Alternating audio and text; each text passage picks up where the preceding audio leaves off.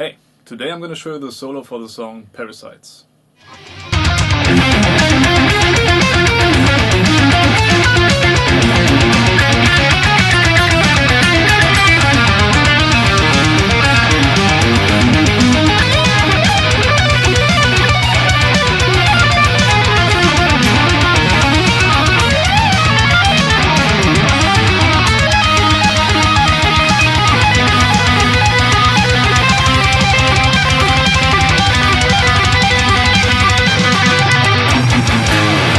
This solo goes through a certain chord progression, which I'm going to show you in a bit.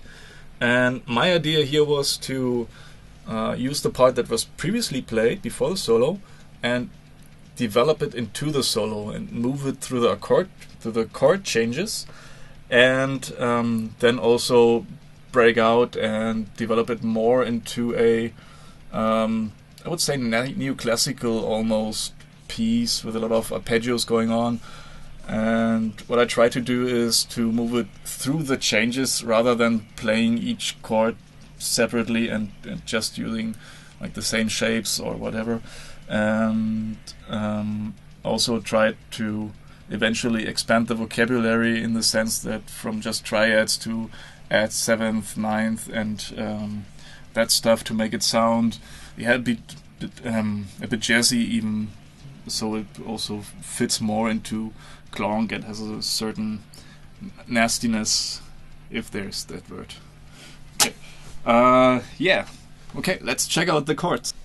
It starts with a minor, A minor 7. Then we go to an A7 with a sharp 5.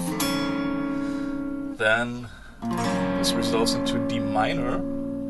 And then we go to an A flat 7, flat 9, altered chord, which is actually just a tritone substitute for a D7. So then we go from the A7 to a G7, and then again resolve this one into a C minor.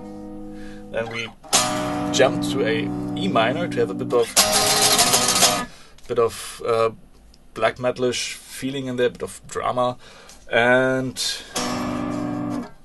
we go to a D7 with a flat 9, and then to a G minor 7, then to a G7 with a flat 5, and this one resolves into a C minor, and then we go to a B sus4 and a regular B, and then comes the chorus, which would start with an E, so it would be this kind of a resolution at the end. Yeah, let's check out the parts then. So the part previous to the solo goes like this. And I then put it through the tones of the notes of A minor. Here we have the A minor triad, and then 7ths. It's like a little top melody here. Then for the A flat 7 sharp 5, I use the altered scale, and I use this B minor triad, and then went on always having the A as a pedal note.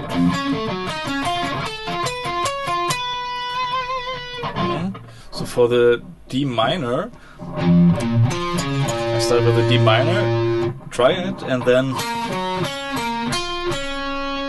this is actually a B major 7, and this adds the flat 6 to the triad.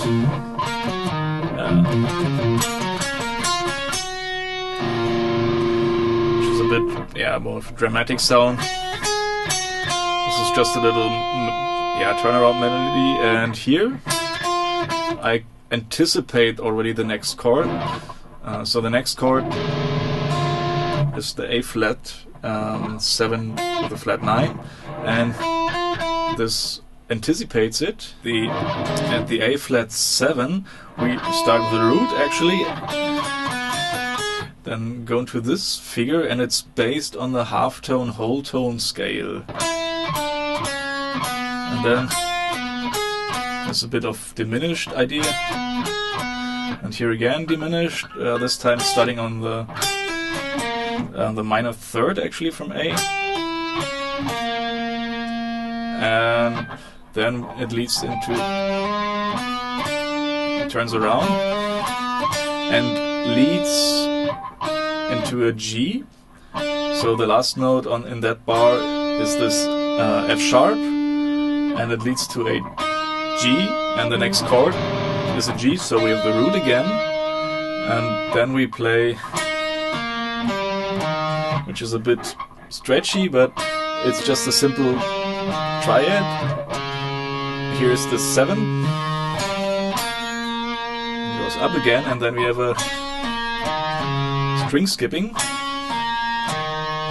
and we move sideways, and again sideways, but skip strings too.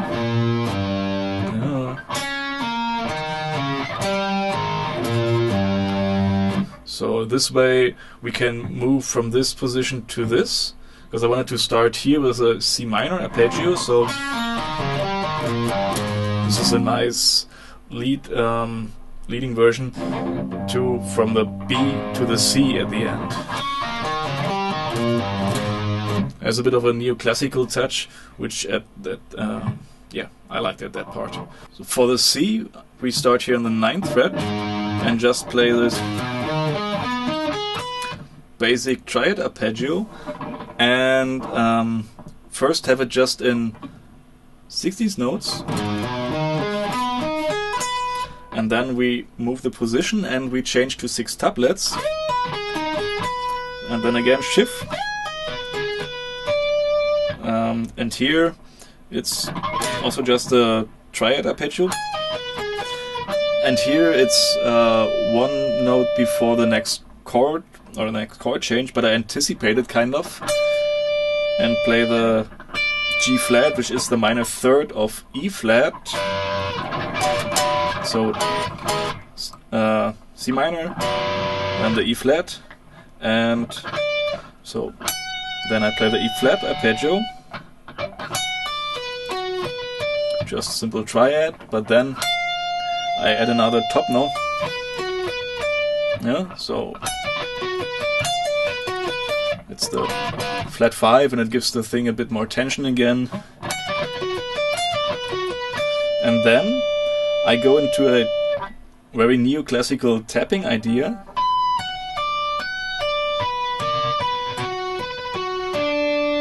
Just, and then,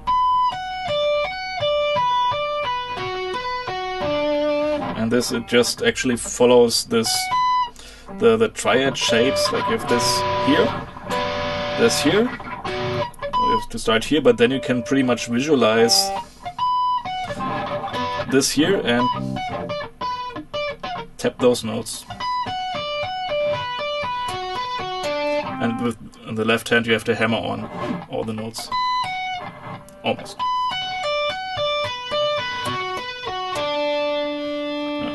Okay, then so for the D7 flat 9 I chose to play a diminished arpeggio, and I used the same sequence and the same tapping idea I had with the E flat minor, and it's here starting from a C, 20th fret,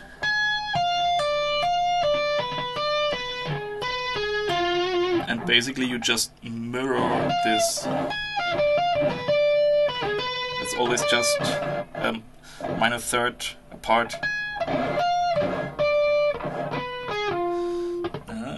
Okay, then it moves to this here, this position. A bit stretchy, everything on one string. and the next note that would follow would be a C, but instead of playing it here or even on the D string, I played on the A string because it's just closer to reach and it's a bit less noisy. Do it again. And then from here I move up again.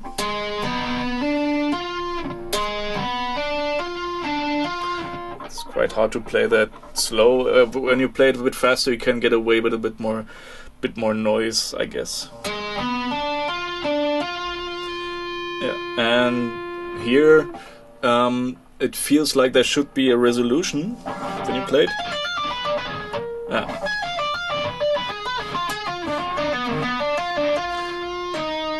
This feels like it should be the resolution, and I play that note but an octave lower than. So here that's the G and we're at the G minor. So for the G minor now I play this string skipping tapping idea, and it's a G minor 7-11 chord, and here's the 11 or the 4th. Tapping it's the minor 3rd, and then I slide to the 4th and back. And here I use a bit of hybrid picking. And here we're still in the same bar, but I anticipate the next chord. And it's a G7 flat 5. So here's the flat 5. It's basically, I just alter the notes, so it was a G minor 7, and now I play a G7 with a like augmented 4th or a flat 5, however you call it. It's basically just moving those two, one here and here. Instead of this, it's this, and here instead of this, it's that. So I anticipate this chord by starting here with a flat 5, then I tap the 9th, and then with the ring finger I tap the 3rd. So it leads to this. This is the beat 1, the 3rd. So on beat 1, starting with this B that is tapped, I play this 7 flat 5 arpeggio descending.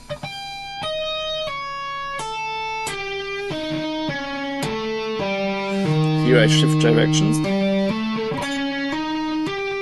and then again a bit of hybrid picking. Now I seem to have chosen the ring finger. Bit back again, and up again, and now we are at the C, but maybe again to this arpeggio.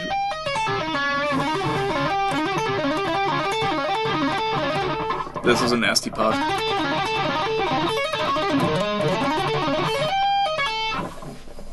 So for the C now, we just played the G7 flat 5, and this is the last note of that bar, and on beat 1 we tap with a pinky on the C,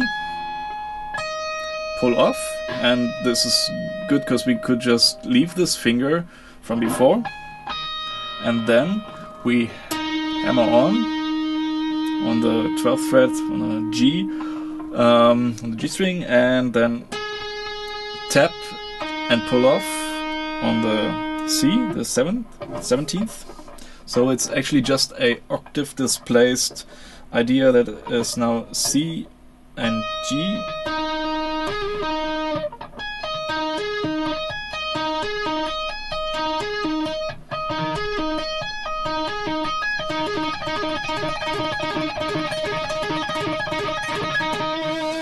And I use my index finger to mute the strings and just tap or hammer on with those.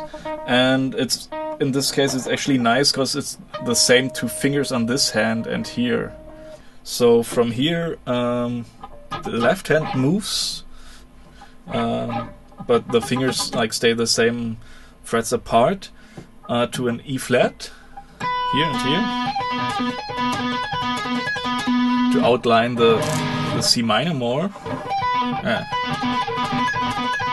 And then we have the B flat, no, the B sus4, and here we move this hand one fret up to an E, which is the 4th, and here we move from the C to a B.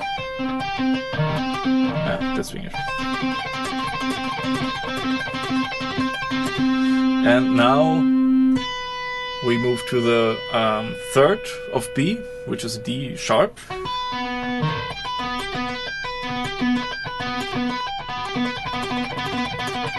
So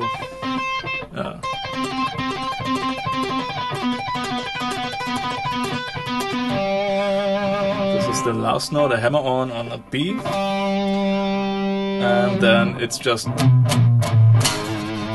a chromatic idea, and then the solo's over and there's a break and the chorus starts on an E. Okay, I hope you enjoyed it and could get something out for yourselves. Check out KLONQUE, subscribe, you know, the usual. Take care.